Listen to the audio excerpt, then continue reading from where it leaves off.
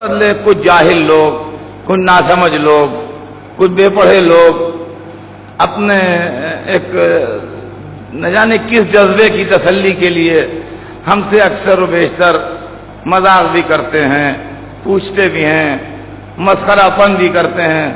سنا آپ کے امام زندہ ہیں؟ ارے پرانی مسئلہ ہے انگریزی کی کہ شیشے کے گھر میں رہنے والے کو دوسرے پتھر نہیں مارنا چاہیے۔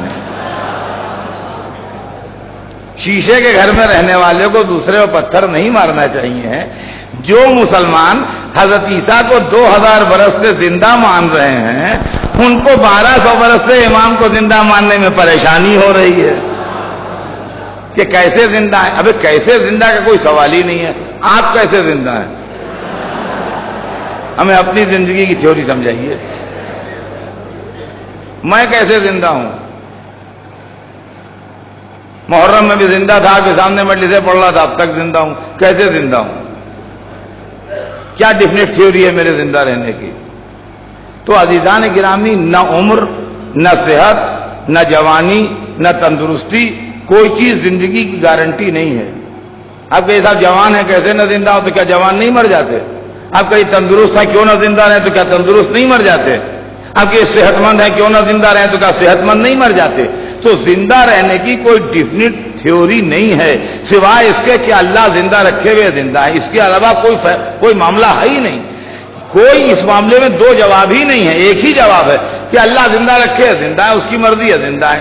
تو جب ہم سب اللہ کی مرضی سے زندہ ہیں تو ایک سے ایک چور زندہ ہو، ایک سے ایک بدماش زندہ ہو، ایک سے ایک بے ایمان زندہ ہو، اور جس کے سجدے بندگی کی آبرو ہو وہی زندہ رہے۔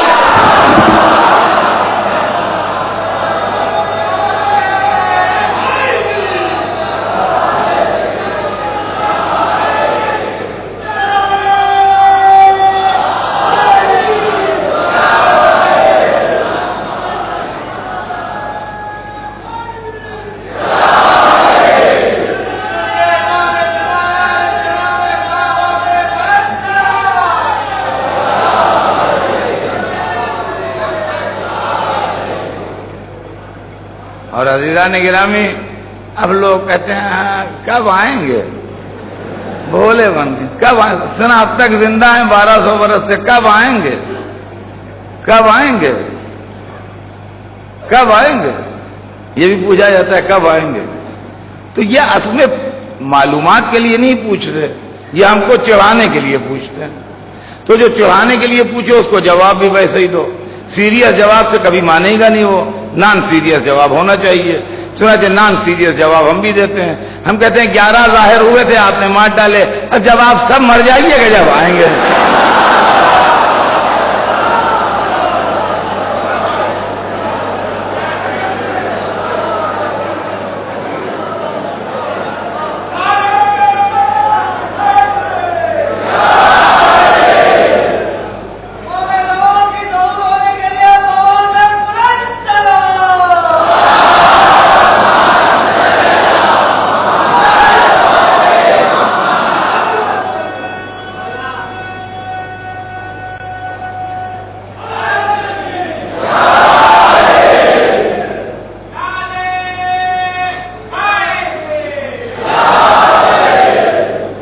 اچھا، ایک طبقہ اور دلچسپ سوال کرتا ہے کہ سنا آپ ان کو خط بھی لکھتے ہیں؟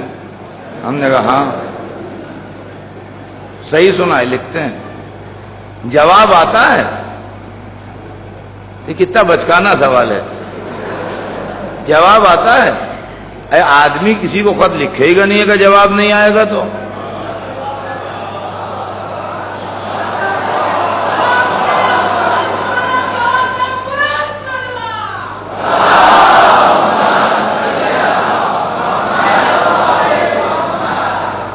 پہلی بات تو یہ ہے کہ خط لکھنا جو ہے وہ کوئی تفریحی عمل نہیں ہے،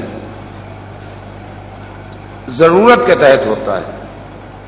مطلب جہاں آپ کے رشتہ دار رہتے ہیں یا آپ کے دوست رہتے ہیں انہی شہروں میں آپ خط بھیجتے ہیں، جہاں کوئی نہیں رہتا وہاں آپ نہیں بھیجتے کوئی خط۔ مثلا لوگوں کے عزیز بمبئی میں رہتے ہیں، یو پی میں بہت سے خاندان ہیں جن کے رشتہ دار بمبئی میں رہتے ہیں، تو اب یو پی سے بمبئی میں خط و کتابت ہوتی ہے۔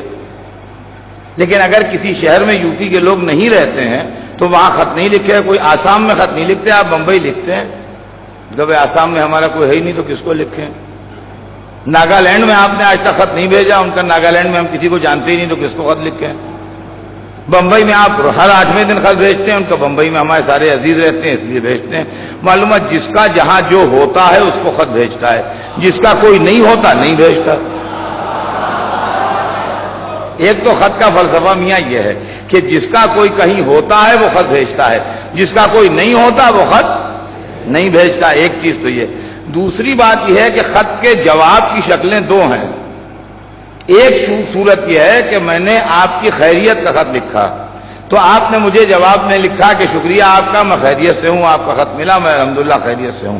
اور دوسری شکل یہ ہے کہ لکھنؤ میں مجھے کسی دوا کی ضرورت تھی جو نہیں مل رہی تھی اور لوگوں نے بتایا وہ صرف بمبئی میں مل سکتی ہے، لکھنؤ میں تو نہیں ملے گی، تو میں نے آپ کو خط میں لکھا کہ فلاں دوا کی ضرورت ہے مجھے، وہ صرف بمبئی میں ملے گی، لکھنؤ میں نہیں مل رہی ہے، تو آپ وہ دوا لے کے مجھے بھیج دیجئے۔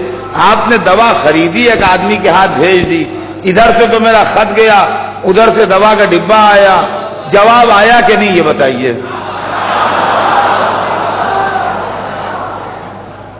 جواب آیا کہ نہیں آیا؟ ان کا جواب تو آ گیا، ہم نے ان کو خط لکھا تھا دوا بھیج دی، انہوں نے دوا بھیج دی، دوا آ گئی، اس کا مطلب خط مل بھی گیا اور جواب آ بھی گیا۔ تو ہم جو اپنے امام کو خط لکھتے ہیں تو خیریت کا نہیں لکھتے ہیں، اس کی وجہ یہ ہے کہ چمکتا چاند بتا رہا ہے وہ خیریت سے ہیں، روشن سورج بتا رہا ہے وہ خیریت سے ہیں، ٹھہری بھی زمین بتا رہی ہے وہ خیریت سے ہیں، ہماری چلتی بھی سانسیں بتا رہی ہیں کہ وہ خیریت سے ہیں۔ تو خیریت تو ہمیں مظاہر کائنات دیکھ کے معلوم ہو گئی کہ خیریت سے ہیں۔ اب ہماری کچھ ضرورتیں ہیں جو ہم لکھتے ہیں تو تمناؤں کی صورتوں میں عریضے جاتے ہیں، مرادوں کی صورتوں میں جواب آتے ہیں۔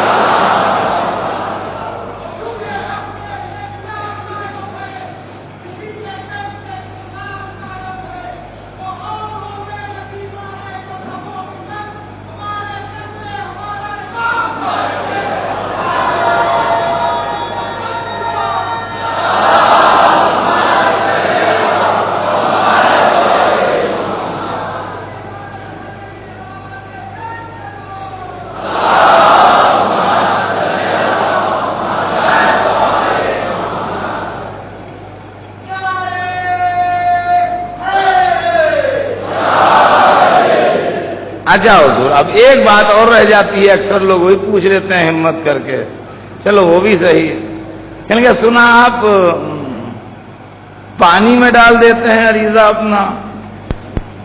ہم نے کہا ہاں، وہ صاحب آئے تطہیر ہیں تو دریا سمندر یہی سفیر بنتے ہیں، پانی میں ڈال دیتے ہیں، تو پانی میں ڈالتے ہیں تو پہنچتا ہے ان کو؟ ارے ہم نے کہا اتنا نہ بوکھلائیے گھبراہٹ میں کہ قرآن بھول جائیے، موسیٰ کی ماں سے پوچھیے جسے دریا میں ڈالا تھا خیریت سے پایا کہ نہیں پایا؟